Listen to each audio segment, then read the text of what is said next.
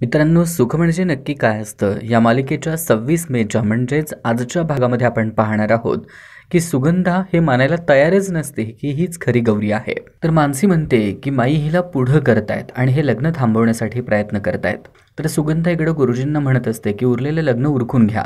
तेव्हा माई जयदीपला म्हणतात की तू जर हे लग्न केलंस तर मी पोलिसांना बोलवेन आणि तुला तुरुंगात टाकेन असं म्हणतात.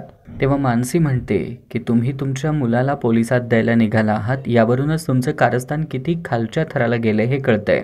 तेव्हा जयदीप मानसीला म्हणतो की जर ही खरी गौरी असेल तर मी तुझ्याशी लग्न करू शकत नाही असं म्हणतो. तर दुसरीकडे शालिनी खोलीमध्ये जाऊन अनिलला फोन लावते. तर अनिल म्हणतो की तुम्ही मला फोन करायला इतका वेळ लावलाय, मला वाटलं की हे लग्न झालंच असेल असं म्हणतो. तर शालिनी त्याला विचारते की तुझी तयारी झाली आहे का. तर अनिल म्हणतो की मी कालपासून रेडीच आहे. तर शालिनी म्हणते की ते सर्वजण 1 मिनिटात इथं आले पाहिजेत असं बोलते. तर अनिल म्हणतो की ते 1 मिनिटात पोहोचतील असं म्हणून फोन ठेवून देतो. आता शालिनी म्हणते की आता खूप मोठा राडा होणार आहे, कारण जेव्हा मी म्हणत होते तेव्हा तू कबूल केलं नाहीस, आता मी तुला जिवंतपणे मारणार गौरी असं म्हणते. तर इकडं गौरी जयदीपला म्हणत असते असेल तर नाही तर मीच तुझी खरी गौरी आहे असं म्हणते. तेव्हा सुगंधा गौरीला म्हणते की तू आता मधूनच कुठं उगवलीस का, तुला नंदिनीने सगळं शिकवले असं म्हणते. तेव्हा माई सुगंधाला ओरडतात की तुझं तोंड बंद ठेव म्हणतात. तर मानसी म्हणते की हे नवीन कुठलं कारस्थान बाहेर काढताय. तेव्हा गौरी म्हणते की आत्ता सांगता येणार नाही. ते ऐकल्यानंतर मानसी जयदीपला तू जर आत्ता लग्नाला तयार झाला नाहीस तर मी सगळा गाव गोळा करेन आणि सबला महिला संघटनेच्या बायकांनी जो राडा घातला ना त्याच्यात 10 पट मोठा राडा घालेन अशी धमकी देते. तर जयदीप म्हणतो की तुला काय करायचं आहे ते तू कर, कारण पहिली बायको असताना मी दुसरं लग्न केलं तर तुझ्यासोबत मीही जेलमध्ये जाईन असं म्हणतो. तर मानसी जयदीपला म्हणते की तू जर गौरीला घटस्फोट दिलास तर कुणीच जेलमध्ये जाणार नाही. तेवढ्यात शालिनी तिथं येते आणि मानसीला म्हणते की ही खरी गौरी आहे हे तुला कुणी सांगितलं असं म्हणते.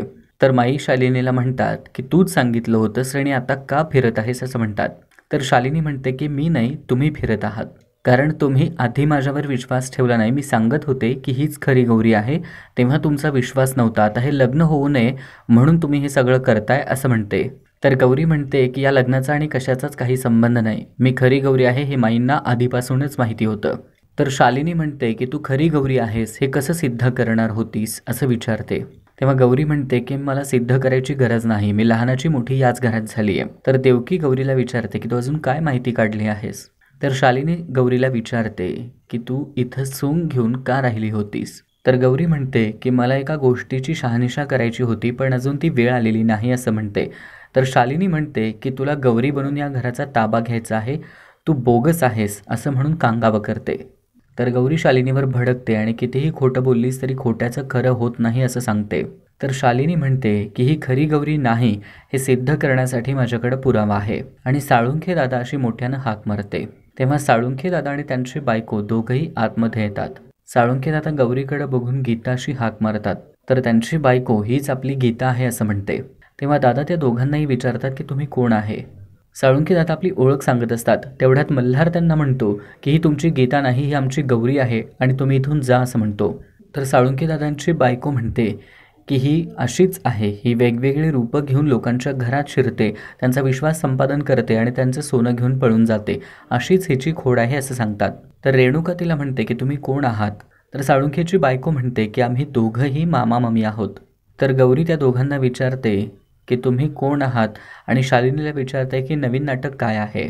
तर साळुंखे गौरीला म्हणतो की बास झालं गीता, अजून लोकांना किती त्रास देशील असं म्हणतो. तर जयदीप साळुंखेला विचारतो की हीच तुमची गीता आहे अशी तुम्हाला खात्री आहे का.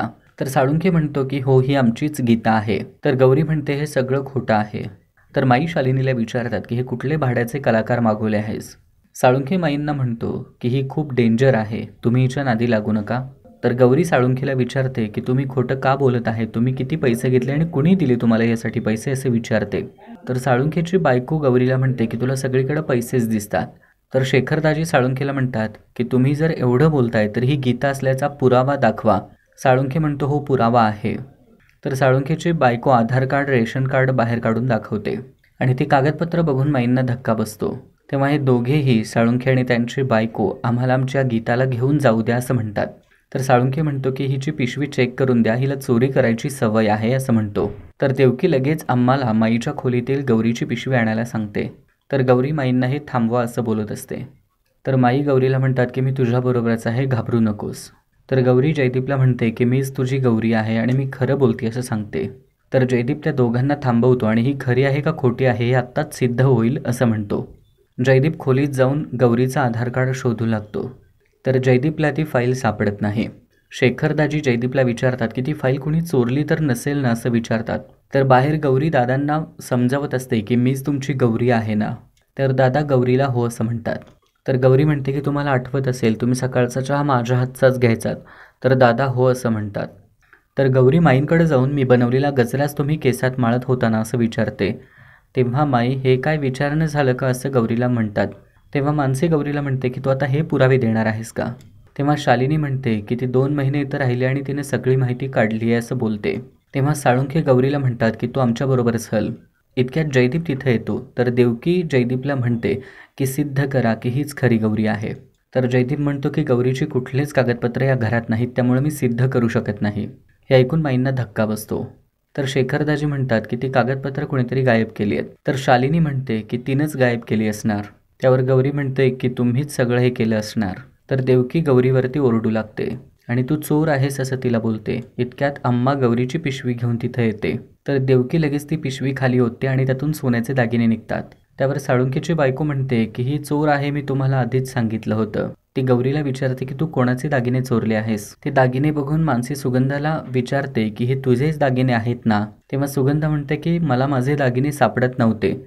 असं बोलत माईंना तुझी गौरी चोर पण आहे का असं विचारते.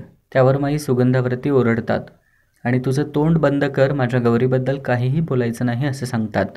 त्यावर शालिनी सुगंधाला म्हणते की आमची गौरी कधीच चोरी करत नव्हती. तर माई गौरीला विचारते की या पिशवीमध्ये दागिने कसे काय आले. तर गौरी म्हणते मला काही माहिती नाही आणि जयदीपला तू काहीतरी बोल की असं म्हणते. तर साळुंखे सर्वांच्या समोर हात जोडतो आणि माफी मागून माझ्या गीताला मला घेऊन जाऊ दे असं म्हणतो. तर देवकी बोलत असते की ही पिढा आमच्या घरात आम्हाला नकोच आहे हिला तुम्ही घेऊन जा. तितक्यात मागून पोलीस येतात आणि गीता रमेश कदम तुम्हाला 420 या पोलीस कलमाखाली आम्ही तुम्हाला अटक करत आहोत असं म्हणतात. आता पुढच्या भागात अजून काय ट्विस्ट येणार ते पाहणं खूपच महत्त्वाचं ठरणार आहे.